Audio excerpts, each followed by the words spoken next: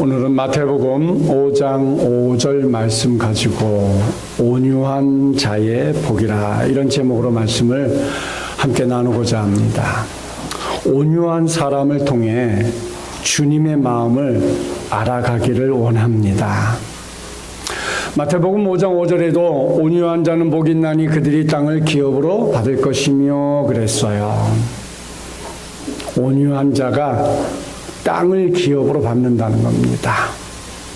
그러기 위해서는 우리가 어떤 신앙인이 되어야 할지를 먼저 고민해 보는 것이죠. 오늘 목회서 씬에서 제가 이런 말을 썼어요. 박물관을 통해서 배우는 지혜라는 얘기를 썼습니다. 우리나라에도 박물관이 있어요. 어느 나라 가든지 다 박물관이 있어요. 그 나라에 가면 좀 특별하겠지라고 하는데 가보면 다 테마는 똑같습니다. 그 땅이 어떻게 형성됐고 조상들이 어떻게 살아왔는지에 대해서 다 꾸며놨습니다. 스토리는 다 똑같아요. 단지 그 지역이 어떻게 형성이 되고 어떤 풍습을 가졌고 어떤 삶의 모습이었냐 하는 것이 조금 다를 뿐이지요. 알래스카 박물관에 갔더니 거기는 추운 지역이라서 그런지 전부 다 에스키모인들이 따뜻한 짐승 옷을 입고 그들이 땅속에서 살고 또 얼음으로 된 집에서도 살고 이런 모습들이 우리와는 조금 다른 모습들이 있더라고요. 그런 박물관에서 느낄 수 있는 건 무엇입니까? 지나간 과거지요. 현재가 아닌 지난 역사입니다.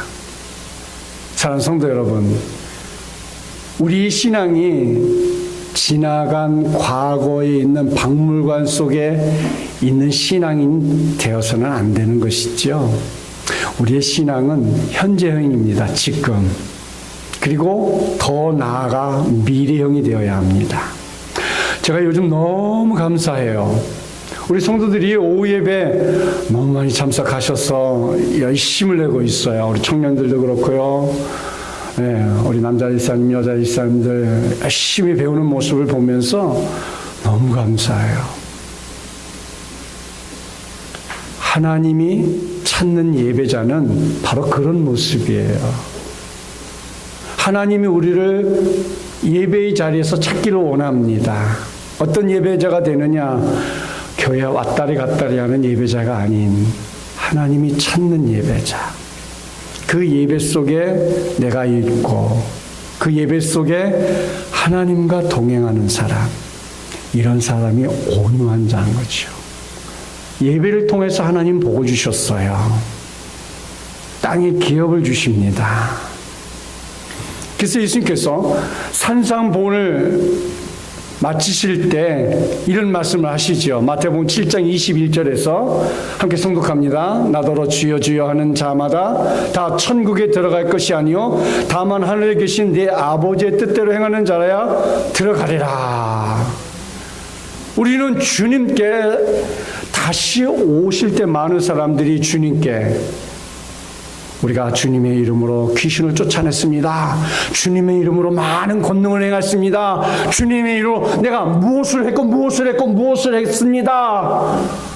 이렇게 우리는 떠들 것입니다.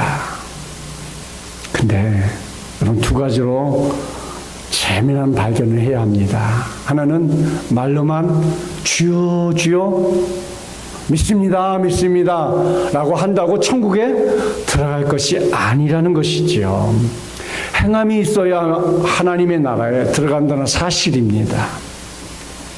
주여 주여 내가 이것 했습니다. 주여 주여 내가 이것을 했어요. 교회를 옮기는 일에 이걸 했고 교회를 부흥하는 일에 이것을 했습니다. 이것이 아니라는 거죠. 또 하나는 그 행함에 있어서도 거창한 일을 한다고 그것이 믿음의 행위라고 하지 않고 주님의 뜻을 바르게 알고 그 뜻대로 행하는 자만이 천국에 들어간다는 거죠. 그래서 교회 안에서 빛도 없이 우리가 정말 나타나지 아니하고 믿음으로 겸손하게 보이지 않게 주님을 향해 충성하고 헌신하는 자들의 모습이 보이지 않아도 우리 주님은 그것을 알고 계시다는 거죠. 내가 나에게 냉수 한 그릇도 우리 주님은 기억하신다고 했거든요. 예수님은 온유한 자가 복이 있다고 말씀하셨습니다. 대체 온유한 자가 누구이며 복이 있는 것일까? 보통 온유한 사람 그러면 온순하고 부드럽고 천성을 소유한 사람이라고 이렇게 생각하기 쉽습니다. 또 매사에 화를 내지 않고 큰 소리 치지 않고 공격적이지도 않고 이것도 좋고 저것도 받아들이는 사람을 향해 온유하다고 말하기도 합니다. 그러나 그것이 아닙니다. 더 나아가 자기 의견이 강하지 않고 우유부단하고 조용한 사람에게 좋게 표현해서 온유한 사람이라고 말합니다. 그것도 아닙니다. 예수님이 말씀하시는 온유한 사람은 그런 천성이나 그런 조용한 성격의 태도를 가리키는 것이 아닙니다. 여러분 10년이면 강산도 변한다고 했습니다. 예수님은 2000년 전이나 2000년 후에도 변함이 없이 우리에게 말씀하고 있습니다. 그래서 마태복음 24장 35절 말씀에 함께 성독합니다. 천지는 없어질지언정 내 말은 없어지지 아니하리라. 이 세상이 없어질지라도 하나님의 말씀은 영원히 그 말씀은 계속 되어진다는 것이지요. 하나님의 말씀은 항상 옳았어요. 그렇기 때문에 영원히 따라야 할 주님의 말씀이라는 것이지요. 하나님 앞에서 죄와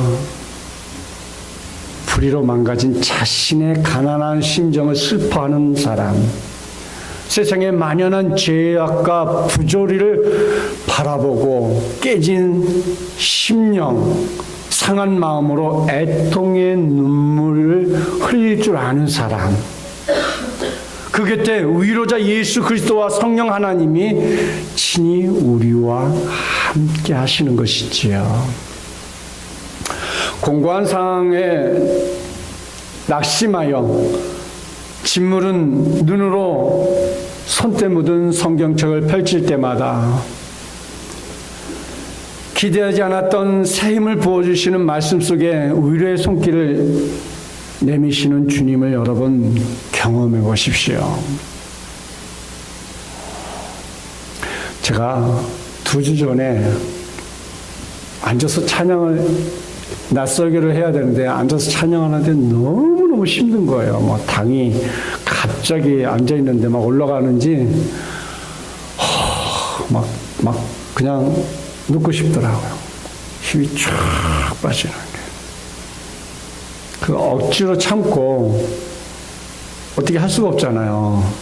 이 시간 누가 대신해서 뭐 전사님한테 전사님 설교해 주세요. 그러면 전사님이 설교 준비가 돼 있다면 언제든지 하시겠지만 전혀 준비가 안 됐을 텐데 내가 해야 되잖아요. 억지로 그냥 서가지고 여기를 막 부여잡고 설교를 한 10분 좀 했나요? 근데 그때부터 막 힘이 생기는 거예요. 어디서 힘이 생기는지. 예전에 목사님들이 다 죽었다가도 강대상에 올라서 설교를 하면 막 힘이 생긴다는 말이 이해가 되지 않았어요. 근데 정말 이해가 되더라고요. 어디서 힘이 생기는지 설교 끝나고 나니까 막 아까 설교하기 전에는 전혀 느끼지 못한 그런 몸이 거짓말처럼, 정말 거짓말처럼 말짱한 거예요. 이거 뭐야? 내가 나를 향해서 뭐야? 왜? 사랑하는 성도 여러분, 바로 그것이 바로 우리 주님께서 우리에게 주시는 성령의 은혜요, 은총이요, 축복이요. 성령이 우리를 붙잡고 계시는 큰 힘이 되시는 것이죠. 그러니까 우리가 성경 말씀을 볼 때 힘이 생기고 하나님 앞에 기도할 때 힘이 생기고 찬양을 할 때 힘이 생겨야 돼. 지난주에는 여러분 동영상 보셨지만 목이 가가지고 지난주 설교는 그랬죠. 찬양을 터지라 찬양을 했더니 정작 설교할 시간에는 목이 안 나오는 거야. 우리가 하나님을 찬양할 때 정말 온몸 다해서 찬양을 하고 우리가 말씀을 들을 때 그 말씀에 깊이 빠져드는 그런 말씀을 우리가 받으면 우리가 한 주간 힘이 생기고 우리 삶 속에 능력이 있으며 성령의 은혜를 통해서 우리가 살아가는 새 힘을 얻는 것이지요. 파라칼레오라는 위로의 애통한 자 곁으로 오시는 위로의 주님이라는 겁니다. 그리고 애통한 자에게 말씀으로 위로하시는 주님을 경험하고 있는 것이지요.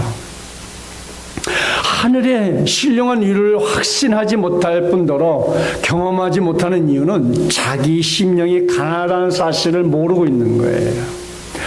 더 나아가서 내가 은혜를 사모하지 않아서 그래.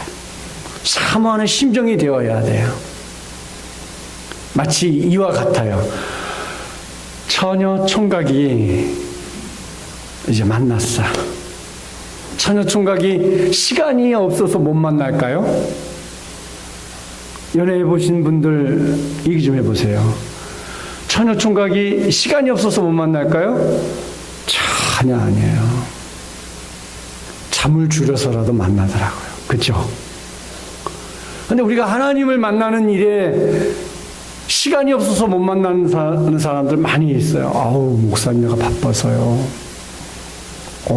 그러면서 집에 가서 1시간, 2시간 드라마 보는 건 아주 죽여줘요, 그냥. 그죠? 우리가 사모함이 없어서 그래요. 사모하는 심정만 있으면 어느 시간을 하루에도 저희 집에서는 드라마를 안 봐요. 요즘 드라마가 뭐가 있는지도 몰라요. 집에 가면 항상 사모님은 기독교 방송 CTS나 CGN TV 어쨌든 기독교 방송 항상 틀어놓고 설교를 항상 듣습니다. 또 사모님 나가면 제가 이제 조금 간혹 영화를 좀 봅니다. 어느 분이 왜 목사님 드라마 안 보세요?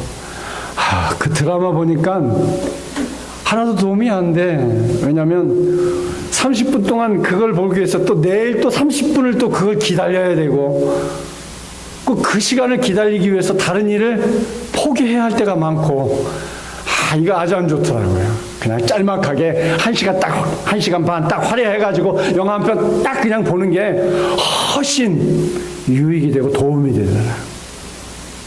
아니면 차라리 유튜브에서 제가 지난 시간에 말씀드렸듯이 세계 여행을 하는 거야. 오늘도 아침에 보면서 김경자 집사님 자녀들이 일본으로 지난주에 여행을 갔다 왔다고 합니다. 일본 왕복이 얼마니 얼마를 썼니 이런 얘기를 해요. 그래서 앉아서 나는 이번 주에도 여행 유튜브에서 여행에 대해서 2%를 봤으니 한 300만 원 벌었네. 실질적으로 여행지에 가봐도 오히려 잘 촬영하고 설명을 잘 해놓은 것보다 못해요. 가서 사진 찍느냐고 가이드의 말을 안 들어요. 가이드의 말을 다 들으려면 사진 찍을 시간이 또 없고 여행지 가보면 그러잖아요. 단체 여행을 가다 보면 항상 둘 중에 하나는 포기해야 돼. 이처럼 우리가 어디에 심취해 있는지 성령을 우리가 올바로 경험하고 주님과 동행하는 삶을 살아가고 있는지 우리가 항상 기억해야 합니다. 국어사전은 온유를 성질이 온화하고 부드러움이라고 정의했어요. 우리말 성경이 온유한이라는 번역한 히라보 단어가 프라우스. 이 프라우스의 그 의미는 온유한, 얌전한, 관대함, 겸손으로 우리말 온유의 뜻과 같습니다. 그래서 영어 성경에도 히라보 프라우스를 온순한, 온화한, 유화한 이런 뜻을 지니고 있습니다. 첫째, 심령의 가난과 애통의 관문을 지난 사람이 온유한 자입니다. 성을 지나야 성 안을 들어갈 수 있죠? 그 성을 지나는데 그 성에 무엇이 있어요? 가장 큰 문이 있습니다. 예루살렘 성전에 큰 문이 있어요. 그 문을 들어가야 그 안으로 들어가야. 우리나라에도 많은 문들이 있죠. 동대문, 남대문이 다 예전에 성곽으로 들어갈 수 있는 유일한 문들이었습니다. 우리가 주님 앞에 우리의 가난한 심정으로, 애통한 심정으로 주님과 함께 그 은혜 속에 들어가기 위해서는 관문이 필요해요. 문이 필요한 것이죠. 팔복의 각 교훈은 예수님께서 좋은 생각이 떠오르는 대로 아무렇게나 말씀하신 것이 절대 아니에요. 이 8가지 복이 매우 치밀한 영적 논리로 한 몸처럼 연결되어 배치되었으며 단순 명령하면서도 깊이 있는 교훈을 우리에게 가르쳐주고 있어요.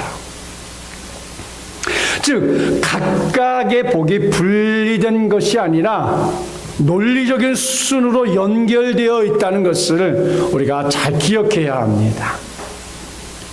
자기의 가난함을 깨닫는 사람은 애통하고 슬퍼하기 마련입니다. 그래서 심령의 가난함 때문에 애통의 복이 뒤따르는 것입니다. 온유한 성품을 지니도록 복을 받은 자도 마찬가지입니다. 심령의 가난과 애통한 마음의 복 뒤에 온유한 복이 따르는 것이지요. 하나님의 은혜 없이 도저히 살 수 없는 가난하고 가련한 상태, 그런 자신의 처지를 슬퍼하는 사람은 온유하기 마련입니다. 생각해보면 얼마나 정확한 순서인지 모릅니다. 또한 매우 정직한 영적 이치임을 우리가 인정하지 않을 수 없는 것이죠.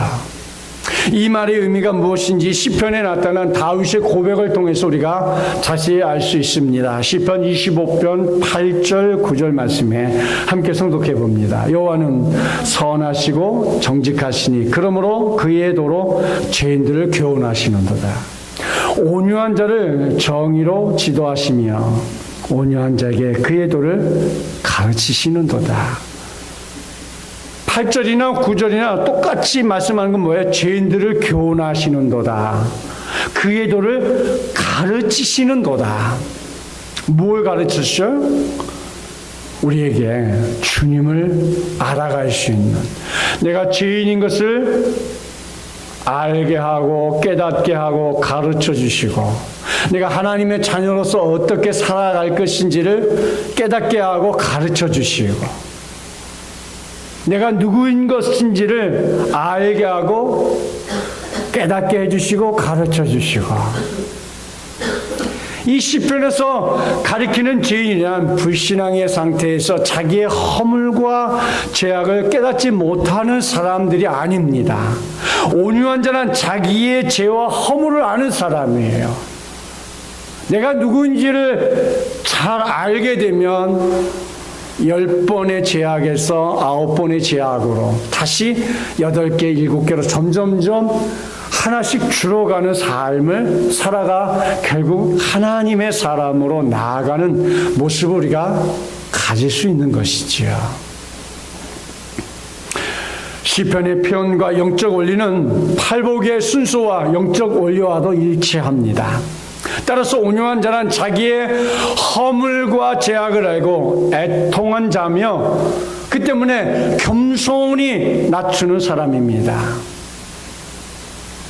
겸손과 낮아짐이 온유함의 필수 요소임을 우리에게 가르쳐주고 있는 것입니다.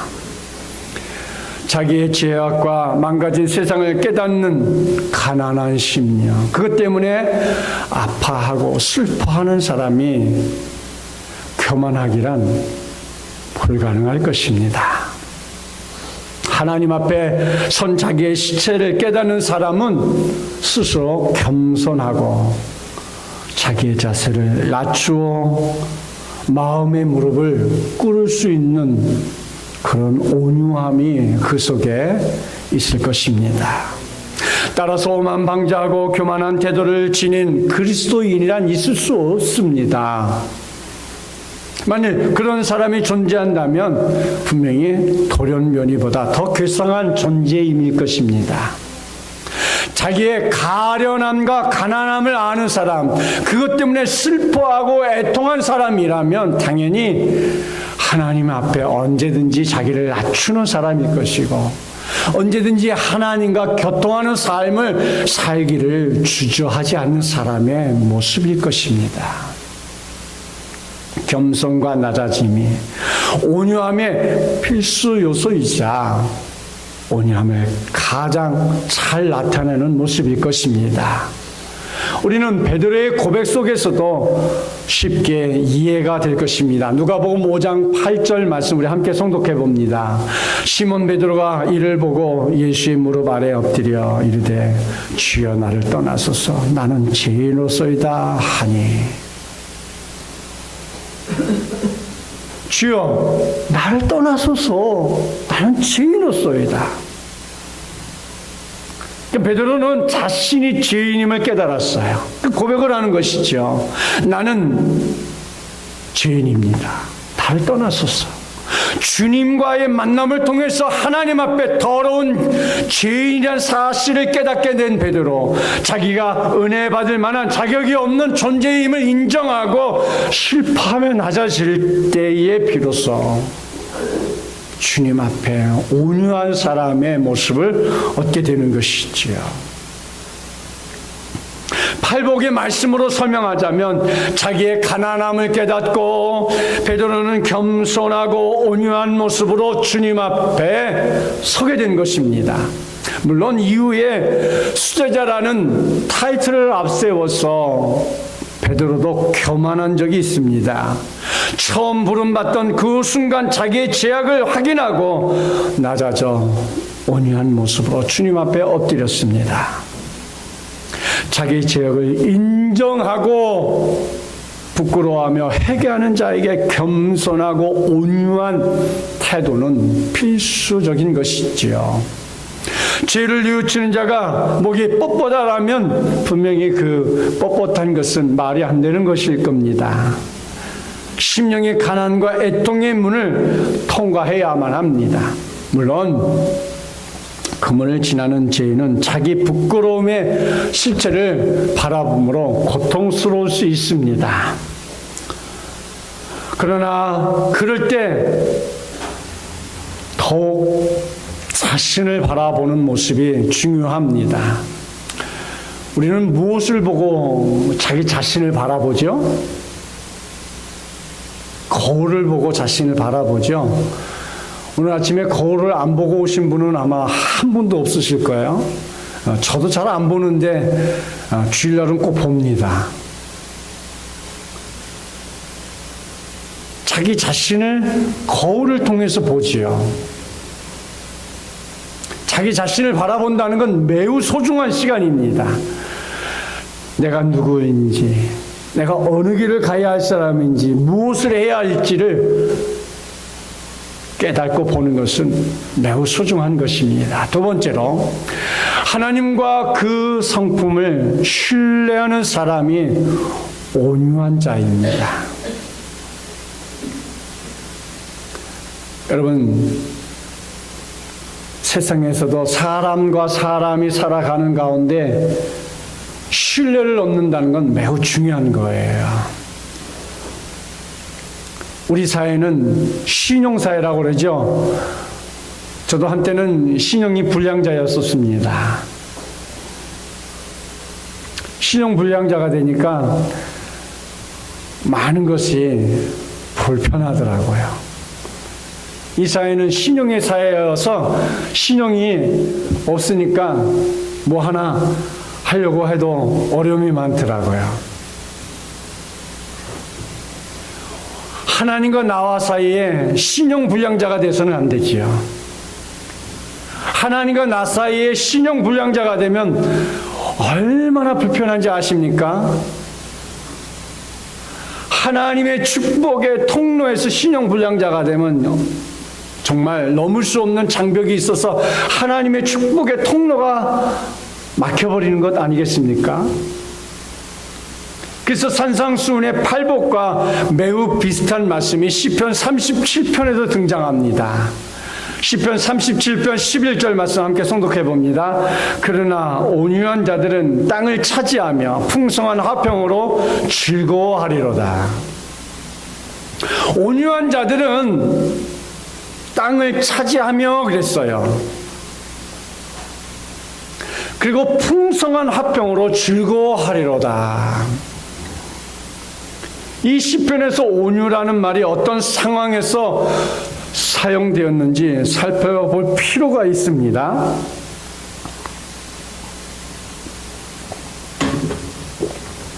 여기서 가리키는 온유라는 이 말은 어떤 사람인지 성경 문맥을 통해서 구체적으로 이해할 수 있는 열쇠가 오늘 본문 속에 숨겨져 있어요.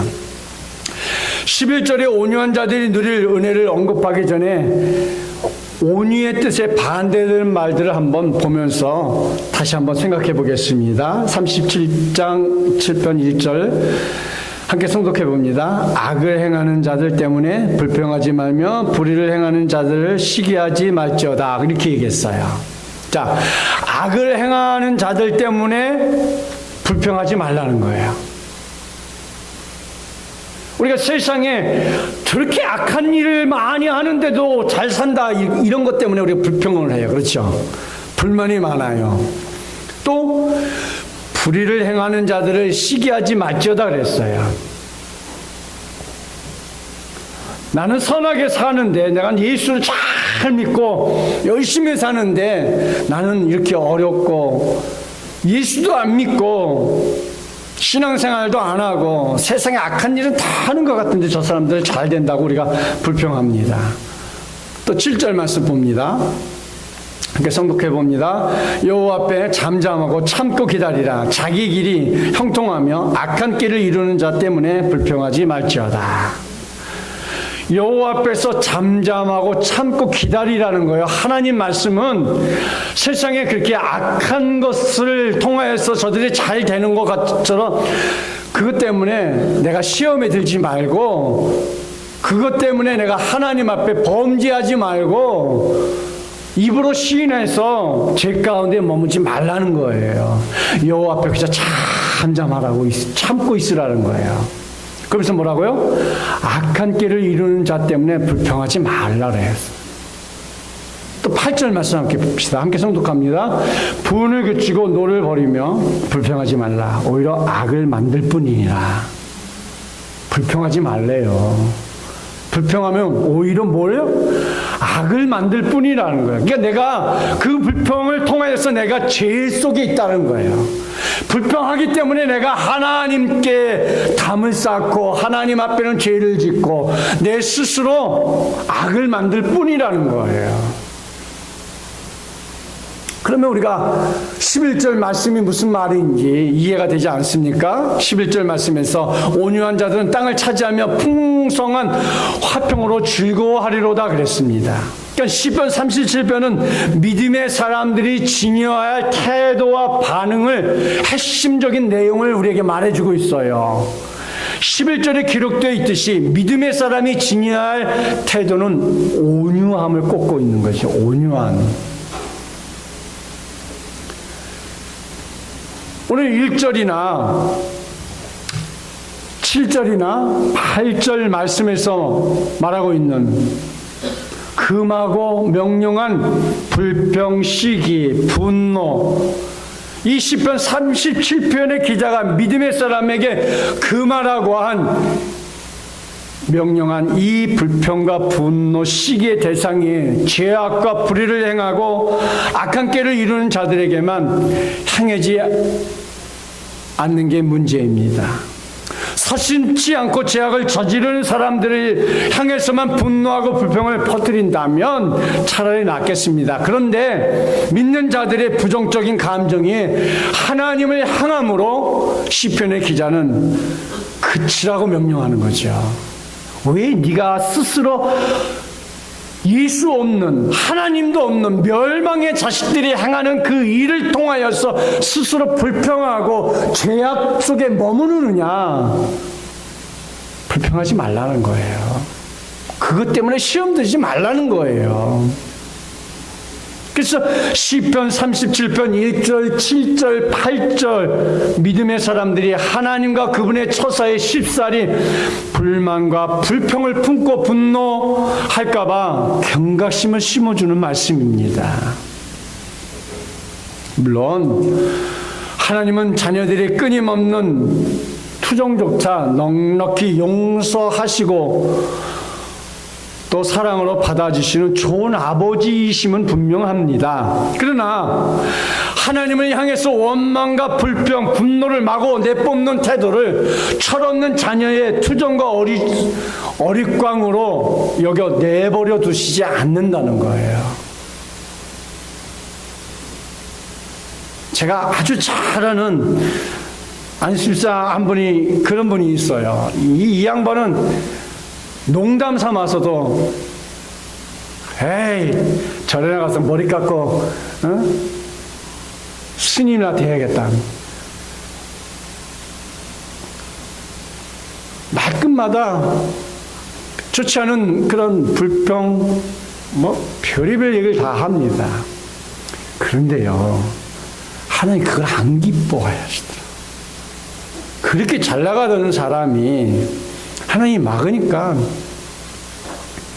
직장에서도 쫓겨나고 집도 두 채 싹 날려먹고 지금 또 교회에서 또 안티야. 안티가 뭔지 아시죠? 네. 근데요 그 자식들도 안 되더라고.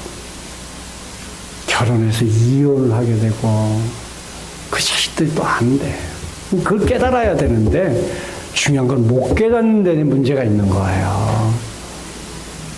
하나님은요 이유 없이 막으시는 하나님은 절대 아닙니다. 신앙생활 잘하는데 왜 막느냐고요? 잘 새겨보세요. 분명한 이유가 있어요. 시편 37편 1절, 7절, 8절 우리가 꼭 잘 기억해 주시기를 바랍니다. 결론적으로 제 결론을 맺고자 합니다. 예수님의 온유하심은 겸손함에 있습니다. 우리의 마음의 짐이 늘 무거운 것은 나만의 교만 때문입니다. 내가 괜찮은 사람이기 때문에 사람에게 인정받고 대접받아야 한다는 생각이 나를 힘들게 하는 거예요. 여러분 다 괜찮은 사람들이에요. 우리 이렇게 죄송합니다. 우리 한생명 비전교회 성도들 다 괜찮아요. 너무 멋지셔요. 그런데 하나님 보시기에 합당한 하나님이 찾는 예배자가 될 때 뭔가 어딘가 조금 부족한 것이 있기 때문에 하나님 우리를 찾는 거예요. 완벽하면 우리 찾지 않으세요. 완벽한데 찾아요. 신앙도 완벽하고 모든 면에 완벽한데 우리 왜 찾으시겠어요? 뭔가 부족한 것이 있어요. 그 부족한 1%를 채우시기 위해서 어떨 때는 다 좋은데 그 1%가 부족해서 우리를 찾으실 때도 있어요. 그래서 예수님께 온유한 마음, 즉 겸손한 마음이 없으시다면 사람의 몸을 입고 이 세상에 오실 필요가 없으신 분이지요. 자신을 낮추시고 사랑과 같이 되심이 온유하심이었습니다. 우리의 마음도 늘 낮은 곳을 향해야 합니다. 나보다 못한 사람들을 보면서 살아가야 합니다. 나는 부족하다는 생각을 가져야 합니다. 가난한 마음을 가져야 되고 애통하는 심정을 가져야 합니다. 그래야 온유한 마음을 가지게 되는 것이지요. 예수님의 온유하심은 다른 사람을 위해서 나를 희생하는 마음입니다. 예수님께서 우리의 유익을 위해, 우리의 영원한 생명을 위해 자신을 십자가에 못 박는 희생을 감수하는 것이지요. 그것이 참 온유하심이에요. 우리도 우리 예수님의 온유함을 본받아야 합니다. 희생하는 마음이 있어야 합니다. 희생 없는 믿음은 참된 믿음이 아닙니다. 희생 없는 사랑은 참된 사랑이 아닙니다. 예수님의 온유하심은 겸손함과 희생이 뒤따르는 온유함입니다. 그냥 말로만 부드럽게 대답하고 온유한 사람이 되라는 것이 아닙니다. 힘을 가지고 있으면서 어려운 사람들을 돌보고 그들을 위해 희생을 감수하며 좋은 줄 깨닫고 그것이 참된 것인 것을 알고 온유함을 가질 때 그 진정한 온유함에 받을 수 있는 복인 것이죠. 우리는 평생 땅땅땅 하면서 살아가죠. 땅만 있으면 얼마나 좋겠어요? 그렇죠? 우리 교회도 땅만 있으면 무슨 수를 써도 내가 기둥을 세우겠는데, 그렇죠? 시골에 땅만 있으면 논에를 가서 집 짓고 살면 좋겠죠. 돈 없으면 땅 팔아서 먹고 살면 되니까, 그렇죠? 많은 사람들이 이 땅을 기업으로 받는 복을 내세적인 것이라고 말합니다. 영원한 하나님의 나라 새 하늘과 새 땅을 우리에게 받게 될 것을 의미하는 말로 생각합니다. 그러나 비단 꼭 영원한 천국에 국한해서 하는 말씀은 아니라고 생각합니다. 이 세상에도 받을 복이 있습니다. 영적인 것은 항상 육적인 것도 포함하고 있음을 우리는 발견해야 합니다. 온유한 자는 이 세상에도 복을 받고 영원한 하나님의 나라를 기업으로 받게 된다는 사실입니다. 이 약속은 신약에서 현세적인 약속을 나타내는 거의 유일한 표현이라고도 할 수 있습니다. 온유함으로 받는 복은 금생의 약속을 가지고 있습니다. 온유함은 이 세상에도 우리의 건강과 부귀, 위안, 안전을 가져다 줍니다. 그러므로 우리 사랑하는 성도 여러분, 온유한 자가 받을 수 있는 가장 큰 하늘의 복을 소망하면서 이 믿음으로, 그래서 마태복음 5장 5절에 있는 온유한 자는 복이 있나니 그들이 땅을 기업으로 받을 것이며, 이런 은혜와 은총이 이 한 주간에도 사랑하는 성도들 삶에 있기를 축원드립니다.